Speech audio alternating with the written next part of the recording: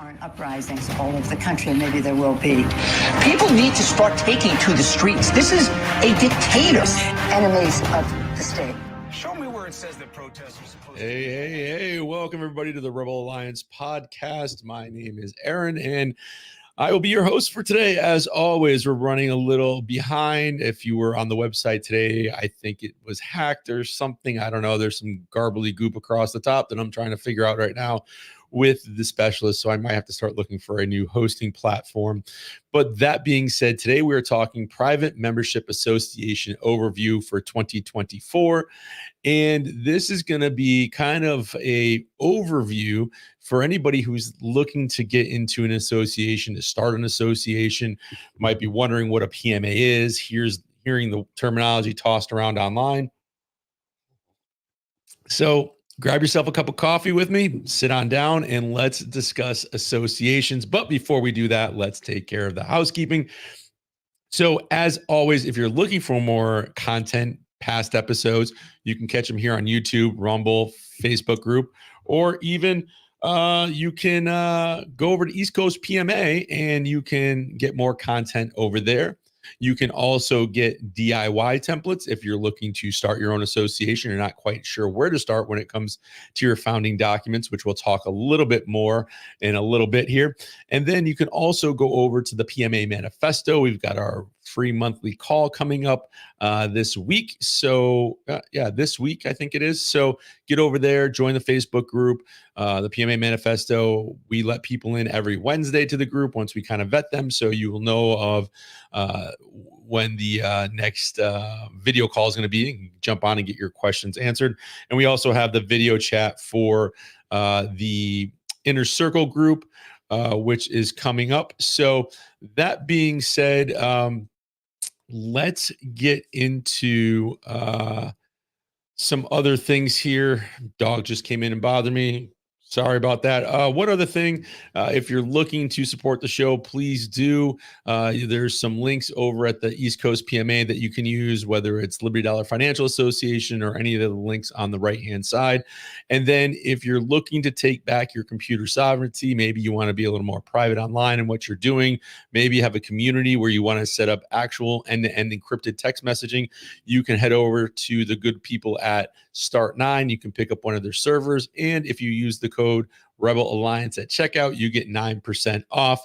So now that the housekeeping's done, let's turn on the chat. Feel free to jump in and let me know where you're from, and let me pull up some notes here so we can get through this stuff.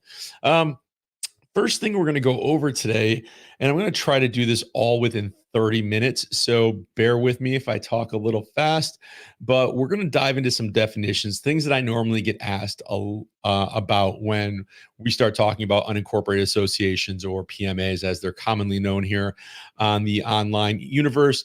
And, kind of like, what is a public corporation? What's private law? What's public law? What does it mean? What's the actual legal definition of private property versus public property? Because that comes up a lot. What is a private person, which we're kind of going to touch on when we talk about what is it here? The definition of private, and then persons. That's another term that comes up and gets tossed around a lot. And then we're going to jump into some other stuff. So that being said, let's dive right into these definitions. So this all comes out of the Black's Law Dictionary, the majority of this. So if you pick up a copy online, I think there's a copy to download in the Telegram group, and maybe even on East Coast PMA if the website's back up and running properly.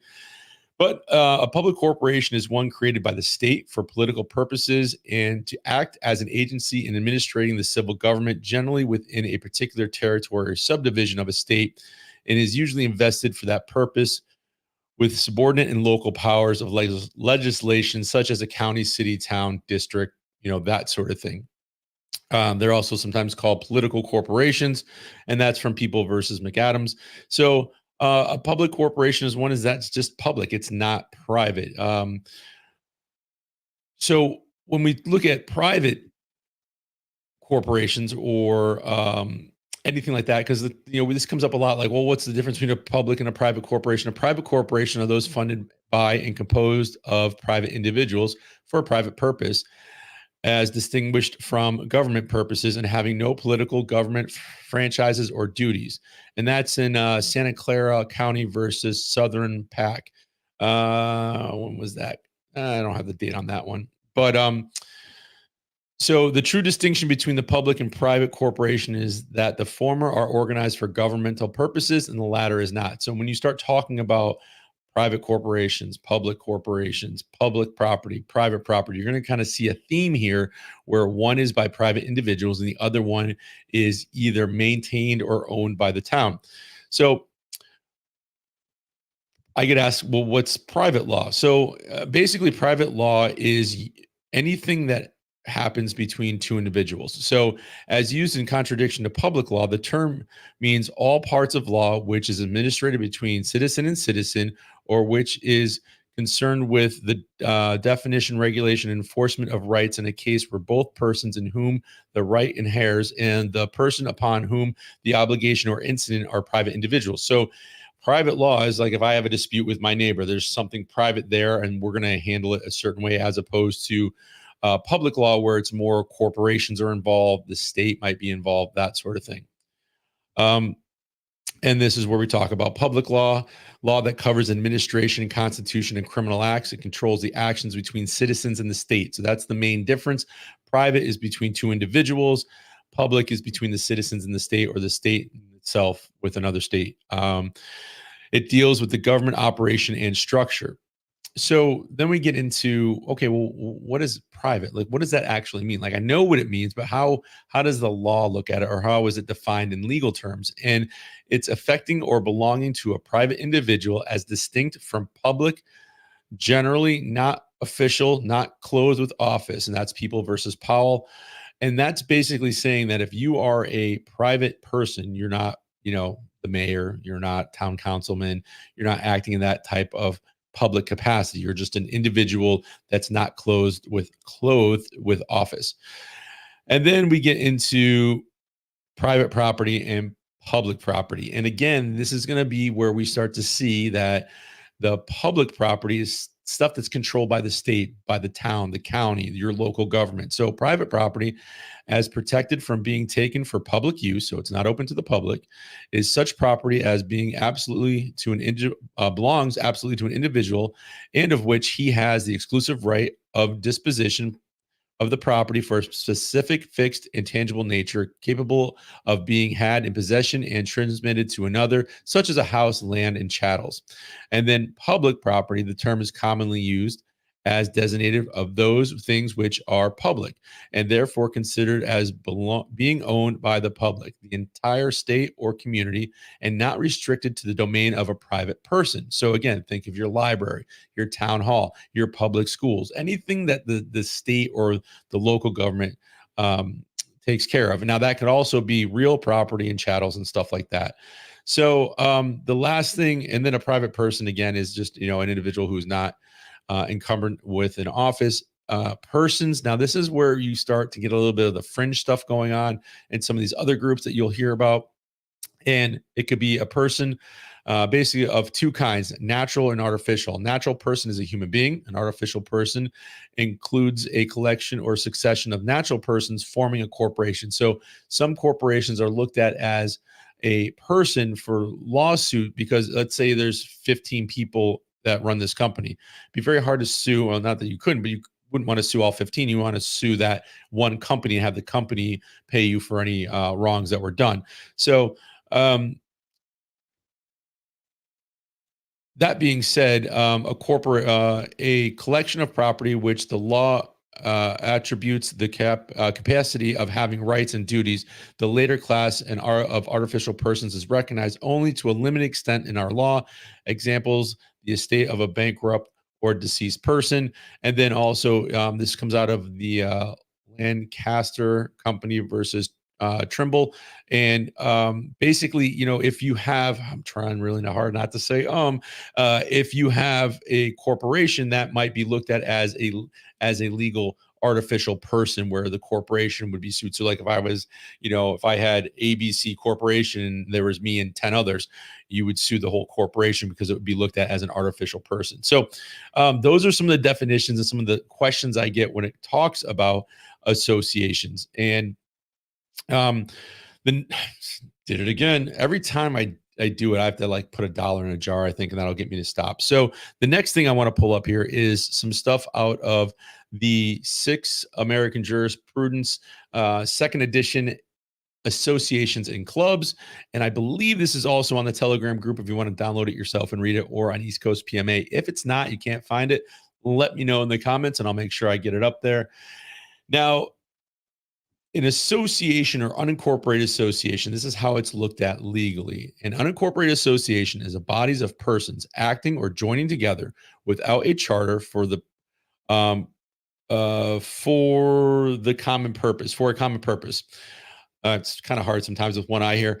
Common purpose, objective, interest, or enterprise under a common name or mark. It is created and formed by the voluntary action of the members or individuals, associating themselves together to accomplishment of some lawful purpose, civic or nonprofit in nature. Although commercial, profit, or business purposes are recognized, a lawful activity may not be a requirement of an unincorporated association. So it also goes into that unincorporated associations are looked at as partnerships and may include a constitution, bylaws, regulations, and rules, contractual in nature. And this is why when we talk about associations, that it's really it's a contract or an agreement between you and your members. And that's why it's important that if you're getting together with a group of individuals, let's say it's to learn more about homesteading or to live a more holistic lifestyle, you want to make sure that if there are any disputes that come up, if there's anything within the association, that all this stuff is formulated and laid out in your bylaws. And that's why we tell people that, hey, listen, you don't need to hire myself or the ladies over at the PMA Manifesto. You can get the DIY templates if you want to roll up your sleeves and do it yourself, or you could, write them completely from scratch. I would highly suggest not getting examples online because some of the stuff out there is pretty bad from what I've seen, and I've had to do a lot of rewrites for people. And also make sure you know who you're spending your money with. I've had a few this past week that have used this one organization I will not name, but they charged a pretty penny, and then once that money got transferred, they wouldn't answer any more questions, they wouldn't return emails. And so luckily for some of these people, they're in my state, so I can help them out as much as I can. I can't provide legal or tax advice, but I can say, hey, this is what I would do based on the situation. So now this is one part that you don't hear a lot of, and this is still from the jurisprudence. An unincorporated association is not a person or natural person. At common law, an unincorporated association is not an entity. Now, this just bear with me here because this changes a little bit near the end. And this is why we say it's important to talk to somebody, because associations are looked at differently in each state. So I always say it's your geographical location will determine a lot about how the association is looked at where you are, as it has no distinct from the persons composing it. In some jurisdictions, an unincorporated association does not exist as a legal entity apart from its members. The unincorporated association is its members and the members of the association. Other jurisdictions recognize that an unincorporated association may exist as an entity distinct from its members. So that's important, especially if you are ever in any type of lawsuit, or let's say you rented a spot for your association and the association fell apart, maybe members left, you didn't have the funds. Now, is it the association that's being sued for money that's owed, or is it the members that run it, or the individual members collectively? So it's important to understand what, how your state looks at it, because that's why sometimes we say it's important to have a LLC managed association, because now you're bringing in some of that protection of the LLC, which you can do anonymously through Wyoming, or having an unincorporated business trust set up, and the business trust handles all the financial aspects and kind of holds that association as an asset. So again, in some areas, you might have it be very distinct from its members, and in other cases, it may not be. Let's see. Is there anything else I wanted to touch on here? No. In this document, you can get right on East Coast PMA or the PMA not the PMA manifesto, East Coast PMA or the Telegram group. I don't think I've uploaded this to the PMA manifesto. Now, this next stuff comes out of the Constitutional Law Desk book.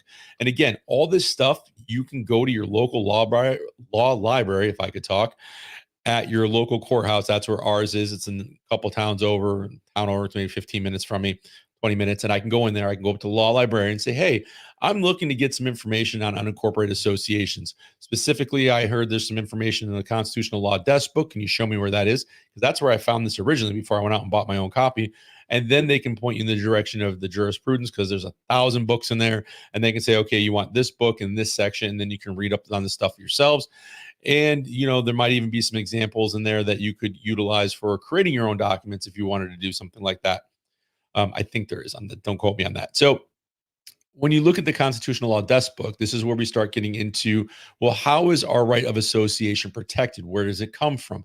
Now, most of the times you'll hear that it's the First and 14th Amendment, but the Constitution doesn't, what's the word I want to look for? Doesn't really come out and say association, but it's the right of assembly. So here we have Section 810, Association Right to. The legal right of a group of people acting together to advance a mutual interest or achieve a common goal. The right of association is not expressly protected by the First Amendment. It is derived from the safeguards for expression and assembly contained in the First Amendment. So that's important to understand. So just when you hear somebody say, oh, well, it's the First and 14th Amendment, well, okay, great. But how is the First Amendment? How is that protection being drawn out of there? And so, the utility of association as means of achieving a political and social goals was acknowledged by the Supreme Court in NAACP versus Alabama 1958. And this document, I believe, is also on East Coast PMA and the Telegram group. It might be on the Facebook group. If it's not, let me know. I'll upload it for you. But this is basically where it starts to go in and say, okay, well, this is where the Supreme Court came out and said, okay, in 1958, there was a lawsuit brought on from Alabama, basically saying that, the NAACP is not, I believe it wasn't incorporated in that state. So they wanted to know information on the members, and being that time period, that would probably really hurt the NAACP at that point in time. So the court struck down a state membership disclosure requirement in NAACP versus Alabama, because the regulation adversely affected the ability of the NAACP and its members to pursue their collective efforts to foster beliefs which they admittedly have the right to advocate. So that's important. So as you start gaining knowledge in associations, or you start having, you're running your own unincorporated association, or maybe you're running a ministry or a church, all this stuff comes into play, and you need to understand how to articulate this when you are being challenged. Because if you, and I hate to say this, but there's a lot of people out there who say, well, you're just not in their jurisdiction, you're in the private, you don't have to answer them. Listen, you get a cease and desist, you get a letter from the early childhood licensing department, or I think they call them like CSP in some states. We have the we have a group here. Why it's slipping my thoughts right now who it is. But if they show up knocking on your door because they think you're running an unlicensed childcare facility, then you need to understand how to answer them and where to show them that no, you're not. This is how you're operating, and it's legally and lawfully being done properly. Department of Children and Family Services, DCF. That's what I was trying to think of. So that's an important case. Now, when you go to the law, Constitutional Law Desk book, it really goes into the significance of it, which I'm not going to read here now. And then it brings up another case, Whitney versus California. And that was in 1927. So we can start to see that, okay, there are constitutional rights here. We are allowed the right of assembly. And that brings us into the First Amendment, Section 240, and joining assembly. So this basically goes over a court case where let's see here, basically has to do with conclusion of a speech and a rally and stuff like that. And they wouldn't, sorry, the kids just walked in and it just made me lose my train of thought. there is an insufficient assurance of the balance of analysis and careful conclusion, which are essential in the area of the First Amendment adjunction. And basically, sorry, I should have shut my office door if it gets loud, but uh, the National States Rights Party was basically it was a rally that had to do with racist comments, anti-Semitic speeches were made, and basically the local government tried to shut them down and said, no, you couldn't do this. But as we know, they have the right of freedom to assemble. So if you allow one group to assemble, you have to allow all the groups to assemble, whether you like them or not, right? So I could be in a Christian group assembling for a common goal or for a rally, and you have the Satanists right next door, and you still have to let them assemble. So the next one in this is Section 241 of the Constitutional Law and Desk Book, which has to deal with the freedom of association. And again, it brings in the NAACP court case and examine the nature of the constitutional protections for freedom of association. And going through that, again, Alabama sought to enjoin the NAACP activities with the state because the association had failed to comply with statutory requirements. So you have this one association that didn't comply with statutory requirements, that all out-of-state corporations file certain information. And so the court said, no, they don't have to, because they have their right of association and their right to privacy. So basically, the association refused to close such a list and was cited for contempt and fined. The Supreme Court reversed the contempt in judgment unanimously. The court opinion provided the foundation of the concept of the constitutional right of association. So that was one of the first court cases that we can look at where they actually talk about the right of association and protecting the members' interest. And Alabama argued that the NAACP could not assert constitutional rights pertaining to the members, but the court found that the association's nexus with them is sufficient to permit that in an act as their representatives. The court determined that, in fact, the NAACP is the appropriate party to assert these rights because it and its members are in every practical sense identical. So this is where you have a group coming together for a common goal, just like we've talked about for an unincorporated association. And now we have the Supreme Court upholding the right of association. And again, all this information can be found at your local library, law library. You can just go in, like I said, and ask the law librarian to point you in the right direction. Or if you go on any of the platforms, you should be able to download this stuff. Let's see. And again, this is significant. The NAACP versus Alabama marks the beginning of a new era for associational rights. In similar judgment, you also have Shelton v. Tucker, 1960, that you can look at. That's very similar. And there's a few others in here that it lists. What I want to get down to is equal protection and privacy. So this is where we start talking about, okay, we have the association. We want to be private with our members. We don't want that tyrannical government overreach. And hopefully it doesn't get too much darker here with the sun going down. It's really cloudy and rainy in Connecticut today. But again, if you're watching, feel free to drop me a comment. Let me know if you have any questions on what we're talking about here. And let's continue. Anyways, so equal protection and privacy, that's going to be found in Section 7.5, right to privacy. The right to privacy is a protection drawn from several constitutional provisions, placing certain aspects of life beyond the reach of government intrusion. That's huge, right? Because we want to assemble with our members, whether it's holistic healing, whether it's homesteading, whether it's community building, or maybe it's just you want to have a better education for your children. So you have a private educational association or ministry going where you want to have some Judeo-Christian values being taught, or whatever it is. We now know that the aspects, the several constitutional provisions placing certain aspects of life beyond the reach of government intrusion. The right of privacy was first acknowledged by the Supreme Court, and this is a great one, Griswold versus Connecticut. So 1965, it was Griswold versus Connecticut. I'll let you read that case if you want. I'm not going to get all the way into it. But again, we want to understand, and I would highly suggest that you go and read these cases and you understand them. You can go to CaseMine, you can go to Google Scholar, you can type them in, you can find them, you can read about them, you can read the opinions, the assertions. as far as what the opposition of the Supreme Court or the court ruling on this and stuff like that. So let me just see here if I can skim through this real fast and find what I'm looking for. So here we go with again, it's going to talk about some other cases as you look through this. The view that the Constitution afforded such protections had existed for some time.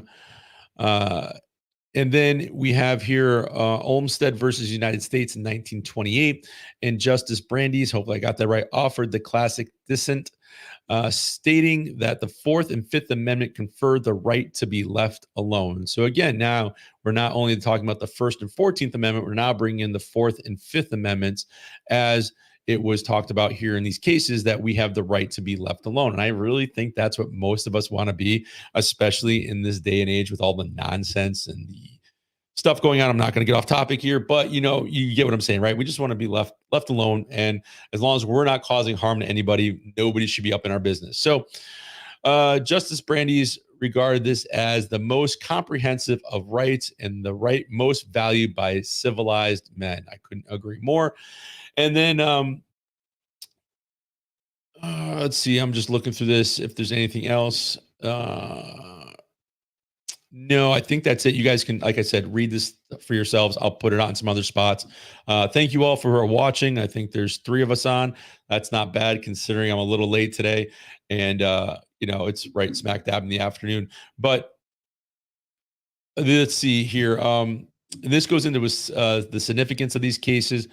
And I'm not going to get into it right here, but the biggest part to take away from this, if you look at the Constitutional Law Desk book, where it talks about Griswold versus Connecticut, is that we want to understand that there are several constitutional provisions placing certain aspects of life beyond the reach of government intrusion. And again, if you are doing something illegal in your association, like I've said before, if you're selling drugs out of there and, they're, it's illegal to sell, let's say, fentanyl, cocaine, crack, whatever, heroin, you're going to be in trouble, right? That doesn't give you the right to do whatever you want. You still have to be legal and lawful. So that being said, there's a whole bunch on this that it really gets into that I think, I'm going to repost this on most of the places just in case it's not up there. So now that we've kind of understand, we have these constitutional protections, we have these definitions of what private is, what public is. Now we start getting into, okay, well, now I'm starting to understand this. I'm starting to see the benefit of having an association. Now, it doesn't mean that these are ironclad. There's always, these are just a tool in the tool belt, so to speak, or a tool in the toolbox. God, I hate that analogy, but you get my point. Like I said, we use anonymous LLCs and corporations, with the unincorporated association. Sometimes use unincorporated business trust. It's just one way of skinning the cat, so to speak. So let's say you have a conversation with myself and we say, okay, you know what? I'm looking to get started. How can I do this? What do I need? What documents do I need to form? Pretty simple. This isn't like rocket science here. If you want to do the time and put in the energy, you can look all this stuff up. You can go to your law library. Like I said, they could probably get you some examples of things, but you need to have 3 documents, 4 if you're having a ministry, or a church rather. But on average, it's going to be about 3 documents, and they need to be very detailed and specific. That's why I say it's important to actually talk to somebody that knows what they're talking about and not just copying documents from somebody else that they got them from and they're swapping out names. So the first thing we're going to talk about is the membership agreement. Now, the membership agreement, there's other videos I've done. You can actually go back in the different live feed videos and podcasts, and you can actually hear when I actually go through each of these documents and kind of almost line by line and tell you what's in them. But you're going to have your membership agreement. This is something that everybody's going to sign in order to become a member of your association. And it outlines a lot of the specifics of the association and remedies should there be any disputes or anything like that, and kind of just like an overall view of what your association is about. Now, you're also going to have your bylaws. Now, your bylaws and your articles of organization are the next 2 documents that you're going to have. And each one's a little bit different, but they're going to explain who does what, Like, so you might have a president, a vice president, a treasurer, and a secretary that's going to be running the unincorporated association, what their goals are, what they need to be able to do if somebody else is missing or somebody can't fulfill those roles, how those roles are filled after the initial people are in them, if there's successors, anything like that. And it's going to lay out everything in different sections, whether, how money's spent, where money goes to, what dues are, all that type of stuff, what goals might be set, when meetings are going to happen. All that stuff's going to be in your founding documents. Even, I would highly suggest you put in some type of alternative dispute resolution, because their whole goal is to stay out of the court system, and we want to handle everything internally as much as possible. That being said, the reason for these documents is if you are ever challenged, you can show whoever's challenging you, we are operating properly. Now, you don't necessarily need these documents if you're a smaller group, but it does help to set everything up to run smoothly. So if there are any challenges, you have those documents in place. Plus, it's a good way to keep track of who your members are and stuff like that. Now, sometimes associations offer membership cards. You can create them yourself.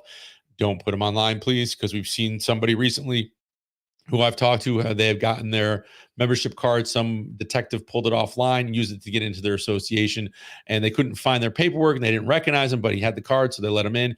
Long story short, do everything between you, your members, and a fence post, and make sure that, when you're forming your documents, whoever you're doing this with, either, consult with somebody, myself, the ladies over the PMA manifesto, watch other videos, but make sure it's reputable people that aren't just in it to make a quick buck, because those people do exist just like in any other space. So once you have your documents set up, now you can start bringing in members. Once you have a clear common goal, I always ask, what's your reason for association? Like, if you're a plumber and you just want to do plumbing and you just want to be unincorporated, well, I don't think that really makes sense. And you're not going to really have a reason for association unless you're teaching plumbing classes maybe, and you don't want to have an LLC, but I can't understand why you wouldn't in that aspect. So anyways, that being said, you're going to start bringing your members, start vetting your members, whether you do an easy, quick little background check on them or it's word of mouth. For us, we started with a core group, and then we said, okay, we're going to bring in members, but they have to have a referral from somebody in the group so we know where they're coming from, and we have to be able to meet them. And then the association votes on, should we let them in or not? Best part is you don't have to do it that way. You can do it any way that you want. It really just depends on how you want to run your association. So once you get, like I said, once you get your documents set up, you get people in the positions that they're going to run things. You start putting out your meetings. You have regular meetings with your members. Then you can start working towards common goals. You can set all that stuff up. You can get banking and checking accounts and savings accounts and all that types of stuff. Or maybe you want to use an alternative currency like Bitcoin and Lightning payments, or silver or gold backs, or what have you. So there's a bunch of different ways of doing it. It really just depends on your association. So once you have all that stuff up and running, you guys can head off to the races and start having your meetings and everything like that. Now, where I will tell you we've seen some challenges is if you are running a education association for any children or anything like that.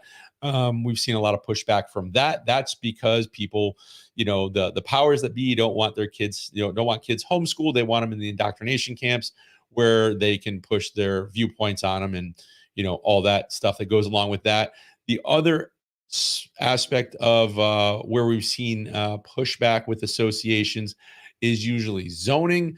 I would try to tell you, stay off a main drag somewhere. Don't rent a building where it's right in front of everybody's face, especially if you're doing like holistic stuff, or maybe you're doing farmers markets and stuff like that within your group, or, that sort of thing. Again, it's all about being private and not putting it all out on social media and everything like that. So the other spot we see is zoning issues, usually like, oh, you're not zoned for this. You're having too many people here. Recently, we've seen 2 fire marshals been poking their heads around a couple associations. And, again, if you do not own the building, if it is owned by somebody else, we can't infringe on the rights of those owners, right? We do have to let certain political or officials in, not political officials in, being a fire marshal, because their job is to ensure that, if something does go south, like if anybody remembers that bar in Rhode Island that caught fire and a whole bunch of people died, it was because they were overpacked, they were over capacity. So there are some things to it like that where they need to come in and make sure certain precautions are in place. But that doesn't mean you need to let them in the middle of the day when all your members are there. You can say, you need to schedule time with me. It has to be between this hour and this hour. to come through and do your walkthrough. And again, sometimes you get a little bit of a better response if you put on a smile and you're not automatically heading them off and batting heads with them, saying, well, we're a private membership association, you can't come in here, blah, blah, blah, blah, blah. Sometimes it's easier to say, sure, man, come on in, but I can only have you in at like 6 p.m. to 6:30. How long is the walkthrough going to take? Wasn't this done prior to us renting the space with the landlord? Again, these are all the things you got to kind of think ahead of time. Like, how am I going to answer this? Because you don't want to necessarily end up in a suit with any town official or fighting the state on your right of association. So just kind of keep that stuff in mind. Now, that being said, we are coming up to 34 minutes. I hope this overview was good when it comes to private membership associations and moving forward through 2024. As always, please leave me questions. I know there's stuff I'm missing. I know there's stuff that you probably have questions too, but I will be more than happy to answer those in other podcasts and videos that we do here Monday through Friday live, and sometimes even the weekends if I miss during the week. But that being said, thank you for tuning in today. Thank you for watching. And please share these episodes with others who are looking more about associations and how to live a more free life in this crazy place we call planet Earth. Thank you, and I will see you on tomorrow's video. Peace. Risings all over the country, maybe there will be. People need to start taking to the streets. This is a dictator.